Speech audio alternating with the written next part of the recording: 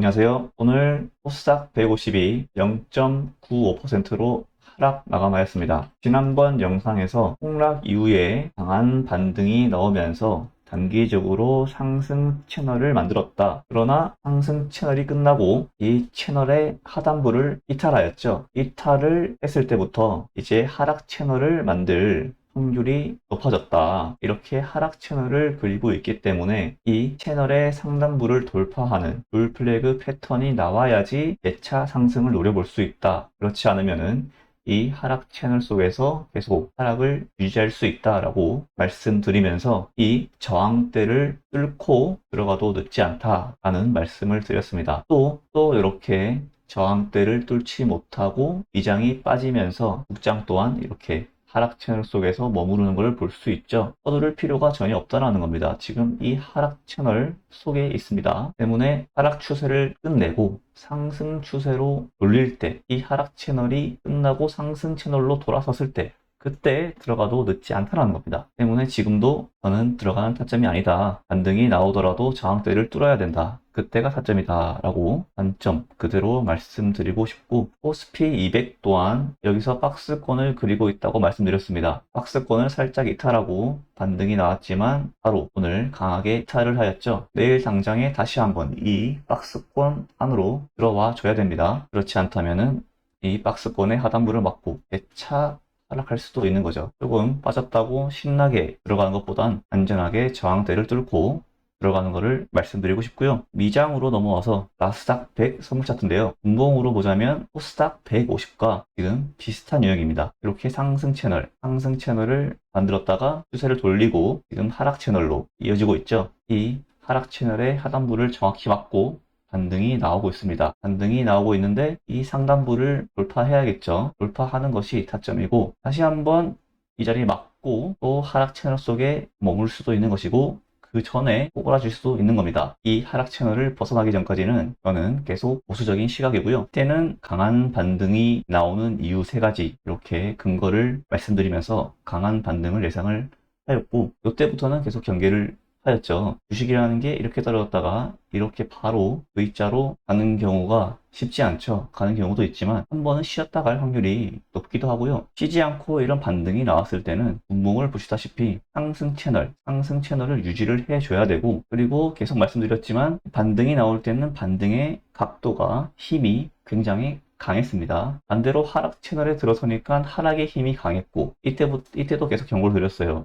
하락의 힘은 강한데 반등의 힘이 너무 약하다. 캔들도 작게 기울기도 이렇게 떨어질 때는 가파르게 떨어졌는데 기울기를 보더라도 힘이 약한 걸 느낄 수 있죠. 그 위에 또 꽂을 때는 강하게 꽂고 반등이 나올 때는 또 약하게, 또 이번에 또 강하게 내려 꽂았습니다. 이렇게 차트를 계속 보시면서 저항이 될 만한 자리에서는 경계를 해야 된다는 것이죠. S&P 500 선물지수도 최고점 부근에 다시 한번 왔지만 힘이 약해지는 것을 눈으로 언뜻 보더라도 이렇게 알 수 있죠. SOXX 또한 나스닥과 같은 유형으로 지금 빠지고 있습니다. 똑같이 이 저항대를 맞으면서 하락 채널 속에 있고, 하락 채널을 일시적으로 이탈했다가 다시 안으로 들어왔습니다. 이제 또한 여기 뚫어줘야지 상승을 볼 수 있겠죠. 결론적으로 하락 채널을 벗어나고 상승 채널로 추세를 전환을 해야지 그때는 타점인 것이지 섣부르게 들어갈 필요가 없다라는 겁니다. 나스닥 100 선물 차트로 들어와서 고정이 나온다면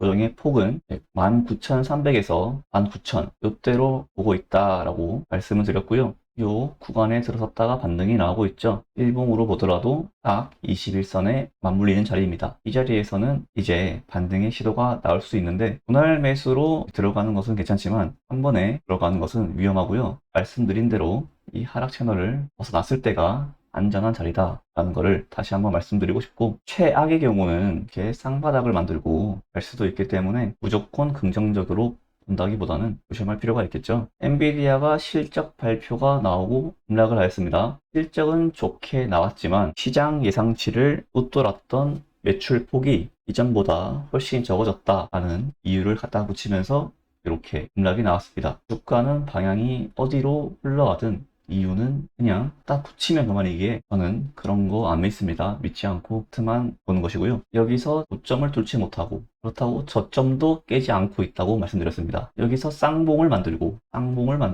급락이 나왔고 반등이 나왔는데 이 매물대를 소화하고 있는 그런 과정이고, 여기를 뚫어줘야지 상승을 볼 수 있기 때문에 위로 가든 밑으로 가든 이기는 놈한테 붙으면 된다 라고 말씀드렸는데, 매도세가 이겼습니다. 매도세가 이겼기 때문에 보는 거죠. 시장의 움직임과 이제 엔비디아가 어떻게 선을 만드는지, 바닥을 어떻게 다지는지 지켜보고 들어가도 늦지 않다라는 거죠. 때문에 계속 저항대 뚫는 거 보고 들어가도 늦지 않다라고 말씀드린 거고요. 엔비디아 주봉 차트입니다. 이 과거로 돌아가 보면은 엔비디아가 급등한 후에는 급락하는 경우도 굉장히 많았습니다. 막 40%, 50%씩은 우습게 빠졌었는데, 이렇게 쉬지 않고 강한 상승이 나왔을 때는 그 이후에는 항상 강한 하락도 동반되었다는 거. 이렇게 50% 이상, 60% 이상 이렇게 빠진 경우가 허다했어요. 그렇다고 이렇게 빠졌을 때 엔비디아가 좋지 않아서 이렇게 빠진 게 아니죠. 큰 상승 후에는 큰 하락도 항상 동반되는 게 주식의 이치인데, 딱 봐도 엄청나게 올랐잖아요. 딱 봐도 엄청나게 올랐는데 아직까지도 계속 엔비디아가 몇 배 더 간다, 10배 간다 이런 사람도 있더라고요. 이게 시총이 얼만데요?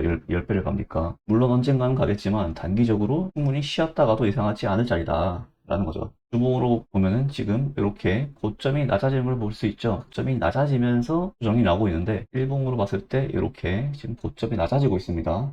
여기를 뚫어야 돼요.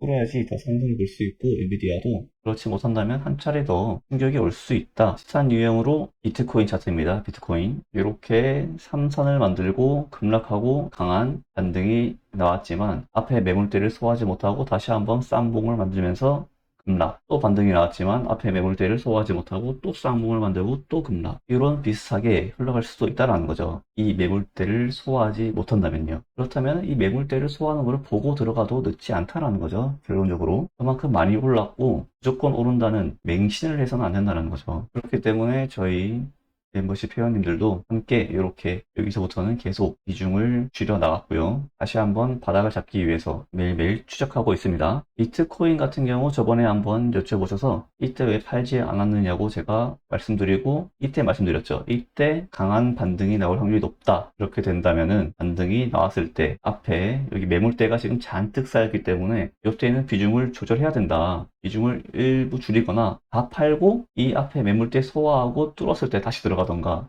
그런 시나리오를 짜야 된다 라고 분명히 말씀드렸습니다. 그러나 이 매물대를 소화하지 못했죠. 소화하지 못하고 다시 한번 쌍봉을 만들면서 급락이 나왔습니다. 그리고 기술적인 반등 또 나왔지만 이번에는 그 근처를 더 못 가고 다시 한번 꼬라박았죠. 비트코인 또한 이렇게 하락 채널 속에 지금 머물러 있다는 겁니다. 들어가기에는 굉장히 애매한 자리라는 거죠. 비트코인도 그렇고 미장도 그렇고 국장도 그렇고 결론적으로 지금 추세가 이렇게 우하향으로 돼 있기 때문에 당장에 들어가는 게 아니라 추세를 돌리고, 당장에 보이는 이 추세를 돌리고 들어가는 것도 늦지 않다라는 말씀을 다시 한번 드리고 싶습니다. 제가 유튜브에서 속스를 요쯤에 다루기 시작했는데, 요때와 요럴 때는 내가 조정이 나올 수 있어도 팔지 말고 가만히 있어라. 그냥 괜히 사고 팔고 했다가 튀어 오르면은 뒤에 놓치면은 손가락만 빤다. 가만히 있는 게 낫다. 어차피 계속 우상향할 거기 때문에 괜히 팔았다가 뒤에 놓치면은 손해만 본다. 가만히 있는 게 낫다 라고 이때는 그렇게 말씀드렸어요. 자신있게 그렇게 말씀드렸고, 그리고 이때부터 분할로 매도하고 다시 한번 이때 32불 근처에서 다시 한번 또 분할로 매수를 하였고, 이번에 고점에서 잘 끌고 나왔고, 이번에 폭락이 나왔을 때 이 정도까지 빠진 거는 예상치 못했죠. 아무도. 저 또한 물려서 비중을 점점 태워가면서 저희 멤버십 회원님들과 함께 상단가를 낮추면서 약하게나마 수익을 보고 비중을 줄이고 다시 한번 기회가 오고 있습니다. 이번 기회에 또 상단가를 확 낮출 수 있는 기회죠. 서두르지 않겠습니다. 돈을 잃지 않는 게 가장 중요합니다. 당장에 수익이 나지 않는다고 해서 답답할 수도 있죠. 그러나 가장 중요한 것은 돈을 잃지 않는 것이다. 1000만원이 마이너스 10% 되면은 900만원인데 900만원에서 10% 올라봤자 190이죠. 10만원 손해입니다. 그런 식으로 조금씩 잃더라도 그러다 보면은 계좌는 단토박이 나 있고, 특히나 속설에 투자하는 경우에는 패배 수고 힘들게 꾹 참고 인내해서 버틴 거 1, 2주 만에 이렇게 박살날 수 있는 게 독수리죠. 저희는 그걸 알고 있기 때문에 지금같이 살얼음판을 걷는 이런 무서운 장에서는 딱 하더라도 돈을 잃지 않는 것을 최우선으로 하고 보수적으로 대응하도록 하겠습니다. 그럼 오늘 영상 여기까지 하겠습니다.